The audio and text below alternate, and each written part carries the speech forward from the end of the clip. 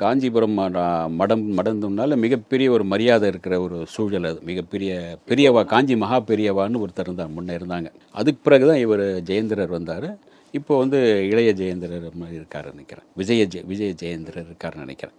அப்போ அவர் காஞ்சி மகா பெரியவா இருக்கும்போது மிகப்பெரிய அளவில் எல்லோருக்கும் ஒரு மரியாதை இருக்கும். அவர் வந்து இந்த ஏரியாவுக்கு வர்றாருன்னா அந்த அந்த அந்த ஏரியாவில் இருக்கிற முஸ்லீம்ஸு, கிறிஸ்டியவர்களும் போய் அங்கே அவர்கிட்ட மீட் பண்ணுவாங்க, பேசுவாங்க. அந்தளவுக்கு எல்லோரோடும் ஒரு இணக்கமாக நட்பாக இருப்பார் அப்படின்னு நானும் கேள்விப்பட்டு பார்த்துருக்கேன். பெரியார் ஒரு சமயம் வந்து இவர் பல்லாக்கில் தான் வருவார். அப்போல்லாம் ஒரு முறை மயிலை மாங்குளையில் வந்து பெரியார் பேசும்போது, ஒரு மிகப்பெரிய ஞானின்றீங்க, எதுன்றீங்க, ஆன்மீகத்திலே மிகப்பெரியன்னு சொல்கிறீங்க, 4 பேர் நீங்கள் பல்லாக்கில் போகிறீங்களே, மற்றவங்களுக்கு அது வழி தெரியாதா, நீங்கள் மட்டும் உங்களுக்கு மட்டும் வலிக்கக்கூடாது, அவங்க மட்டும் வலிக்கணுமா அப்படிங்கிற மாதிரி ஒரு வார்த்தை விட்டார் பெரியார். டக்குன்னு என்ன பண்ணார், பல்லாக்கை நிறுத்த சொல்லிவிட்டு அங்கேருந்து நடந்தே போனார் காஞ்சிபுரத்துக்கு.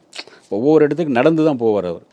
அதுக்கு பிறகு பல்லாக்கு பயன்படுத்தவே இல்லை. இவங்கெல்லாம் காரை பயன்படுத்தி வந்தாங்கன்னு வைங்க, அவர் பல்லாக்கு பயன்படுத்த அது வரைக்கும் கடைசி காலம் வரைக்கும் மகாபெரியவா வந்து நடந்தே போயிட்டுருப்பார். எல்லா இடத்துக்கும் தூண்டு சமைப்பார், இவ்வளோ தான் சாப்பிடுவார். அவரே சமைச்சு அவரே சாப்பிட்டு அவரே எடுப்பார்.